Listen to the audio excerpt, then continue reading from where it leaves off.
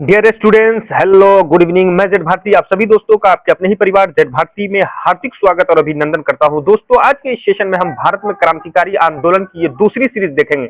यदि आपने पहला सीरीज नहीं देखा है तो प्लेलिस्ट में जाकर जरूर देखें, काफी फायदा होने वाला है। तो चलिए दोस्तों, दूसरे सीरीज की शुरुआत करते हैं बगैर किसी समय को बिताए हुए। तो पहला प्रश्न है, बताइए मशहूर नारा इनकलाब जिंदाबाद किसने दिया? हकीम अजमल खान ने, चंद्रशेखर आजाद ने, हजरत मोहानी ने, उपयुक्त में से एक से अधिक, उपयुक्त में से कोई नहीं। आपको मालूम होना चाहिए मेरे दोस्तों कि इनकलाब जिंदाबाद का नारा जो है भगत सिंह ने कहा है, इसको पॉपुलर किया था, मशहूर किया था, लेकिन ये इनकलाब जिंदाबाद का नारा हजरत मोहानी ने दिया था। सही ऑप्शन ऑप्शन सी हो जाएगा। चलिए अगला प्रश्न देखते हैं मेरे दोस्तों। अगला प्रश्न है, सुखदेव, भगत सिंह तथा राजगुरु को किस तारीख को फांसी दी गई थी? बताइए, सही ऑप्शन बताइए। सही ऑप्शन हो जाएगा मेरे दोस्तों 23 मार्च 1931 को इन तीनों सदस्यों को फांसी दी गई थी। चलिए देखते हैं क्यों दी गई, कब दी गई, डिटेल्स के साथ। हिंदुस्तान सोशलिस्ट रिपब्लिकन एसोसिएशन के दो सदस्य भगत सिंह तथा बुटकेश्वर दत्त 8 अप्रैल 1929 को केंद्रीय विधानसभा पर बम फेंके। दोनों को गिरफ्तार कर केंद्रीय विधान असेंबली बम कांड के अंतर्गत मुकदमा चलाया गया। HSRA के अन्य सदस्यों को भी गिरफ्तार कर क्रांतिकारियों के ऊपर लाहौर षड्यंत्र कांड अंतर्गत मुकदमा चलाया गया। वर्ष 1930 में लाहौर षड्यंत्र कांड का निर्णय आया। राजगुरु भगत सिंह, सुखदेव को फांसी की सजा सुनाई गई। 31 मार्च 1931 को तीनों को फांसी दे दी गई। फांसी के समाचार से पूरे देश में पूरे देश में उदासी छा गई थी। चलिए अगला प्रश्न देखते हैं। हम पूरे विश्लेषण के साथ हम देखेंगे। सरकार के विरोध में असेंबली में बम फेंकने के समय भगत सिंह की उम्र क्या थी? बताइए। सही ऑप्शन मेरे दोस्तों हो जाएगा 21 साल से थोड़ी सी ज्यादा उम्र थी बम फेंकने के समय। चलिए अगला प्रश्न हम देखते हैं। प्रश्न देखने से पहले थोड़ा सा डिटेल्स देख लीजिए। भगत सिंह भारत में एक प्रमुख स्वतंत्रता सेनानी क्रांतिकारी थे। इनका जन्म 1907 में हुआ था। भगत सिंह तथा बुटकेश्वर दत्त ने 8 अप्रैल 1929 को केंद्रीय विधानसभा में बम फेंका था, है ना। भगत सिंह की उम्र उस वक्त कितनी थी? 21 वर्ष से थोड़ा अधिक थी। चलिए अगला प्रश्न देखते हैं। केंद्रीय विधानसभा में हानि रहित बम किसने फेंका था? बताइए। जतिन दास ने, चंद्रशेखर आजाद ने, बुटकेश्वर दत्त ने। आपने पढ़ा है, सही ऑप्शन हो जाएगा मेरे दोस्तों ऑप्शन सी, बुटकेश्वर दत्त ने। चलिए अगला प्रश्न देखते हैं। देखिएगा हर प्रश्न जो है ना एग्जाम में पूछा गया है, इस एतबार से ये काफी इंपॉर्टेंट है। वर्ष 1928 में चंद्रशेखर आजाद के नेतृत्व में दिल्ली के फिरोज शाह कोटला के मैदान में हिंदुस्तान सोशलिस्ट रिपब्लिकन एसोसिएशन की स्थापना हुई। बताइए हिंदुस्तान रिपब्लिकन एसोसिएशन की स्थापना कब हुई? 1928 में। चलिए इसके दो सदस्य भगत सिंह तथा बुटकेश्वर दत्त ने 8 अप्रैल 1929 को केंद्रीय विधानसभा में हानि रहित बम फेंका। गिरफ्तारी दोनों को गिरफ्तार केंद्रीय असेंबली बम कांड के अंतर्गत मुकदमा चलाया गया था। चलिए अगला प्रश्न देखते हैं मेरे दोस्तों। अनुशीलन समिति थी, क्या थी ये? नारी उत्थान की प्रति समर्पित थी, विधवा विवाह को प्रोत्साहित करने वाली, मजदूरों के कल्याण में रुचि रखने वाली एक क्रांतिकारी संगठन था। बताइए। अनुशीलन समिति में आपको बता दूं ये एक क्रांतिकारी का था, संगठन था। सही ऑप्शन ऑप्शन डी। चलिए अगला प्रश्न देखते हैं। ये कुछ है, देखिए। अनुशीलन समिति एक क्रांतिकारी संगठन थी।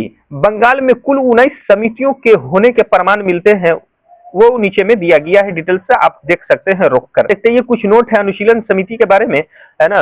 1902 में सरल घोषाल का अखाड़ा। 1902 में कुछ युवकों द्वारा आत्मोन्नत समिति का गठन। बरिंद्रनाथ घोष एवं भूपेंद्र नाथ दत्त के नेतृत्व में 1906 से युगांतर साप्ताहिक का ये पेपर था, है ना। युगांतर 1906 का प्रकाशन हुआ। ये अगला जो है बहुत इंपॉर्टेंट है। हेमचंद्र कानून गो ये कलकत्ता अनुशीलन समिति के सहयोगी एवं बम विशेषज्ञ थे, आपसे पूछ सकता है। चलिए अगला प्रश्न देखते हैं। वर्ष 1931 में पटना में अनुशीलन समिति की एक शाखा की स्थापना किसने की थी? रामानंद सिंह ने, सतीश झा ने, सचिंद्र सान्याल ने, उपयुक्त में से कौन? सही ऑप्शन हो जाएगा सचिंद्र सान्याल ने। चलिए अगला प्रश्न देखते हैं। देख सकते हैं 1913 में सचिंद्र सान्याल ने पटना में अनुशीलन समिति की एक शाखा की स्थापना की। चलिए अगला प्रश्न देखते हैं। अगला प्रश्न है किसने वर्ष 1913 में अनुशीलन समिति की एक शाखा की स्थापना की थी? आप बता सकते हैं सचिंद्र सान्याल ने। चलिए अगला प्रश्न देखते हैं।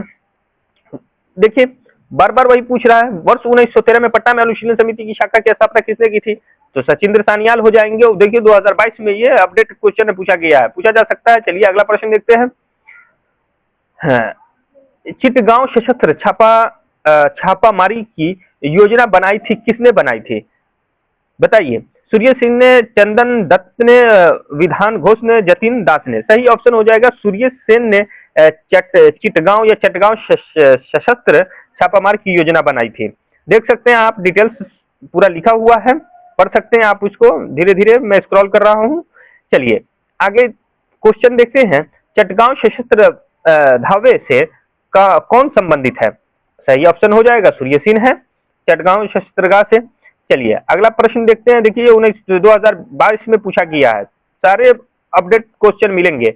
निष्क्रिय विरोध के सिद्धांत का प्रतिपादन किसने किया था? महात्मा गांधी ने, विपिन चंद्र पाल ने, बाल गंगाधर तिलक ने, अरबिंदो घोष ने। सही ऑप्शन हो जाएगा मेरे अरबिंदो घोष। निष्क्रिय विरोध के सिद्धांत का प्रतिपादन अरबिंदो घोष ने अपनी पुस्तक वंदे मातरम में किया था।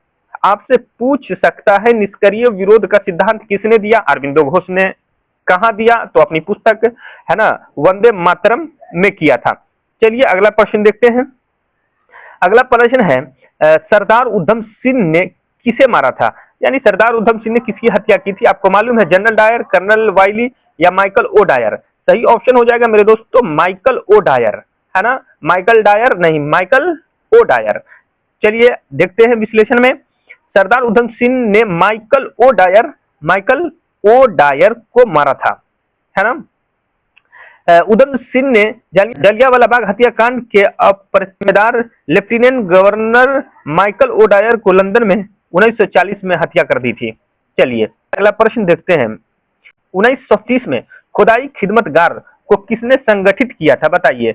अब्दुल गफ्फार खां, अली बंधु, अंसारी बंधु, मौलाना अबुल कलाम आजाद। सही ऑप्शन हो जाएगा मेरे दोस्तों 1930 में खुदाई खिदमतगार अब्दुल गफ्फार यानी खान अब्दुल गफ्फार खान ने इसको संगठित किया था। 2016 में यह प्रश्न पूछा गया है, आप देख सकते हैं, इसमें थोड़ा पढ़ लीजिए। सीमा प्रांत में खान अब्दुल गफ्फार खां के नेतृत्व में खुदाई खिदमतगार नामक स्वयं संगठन की स्थापना की गई थी। उन्हें लाल कुर्ती यानी रेड शर्ट के नाम से भी जाना जाता है। लाल कुर्ती में रेड शर्ट के नाम से भी जाना जाता है। लाल कुर्ती संगठन, है ना, देख सकते हैं आप, इसको पढ़ लीजिएगा, काफी फायदा होगा। चलिए अगला प्रश्न हम देखते हैं।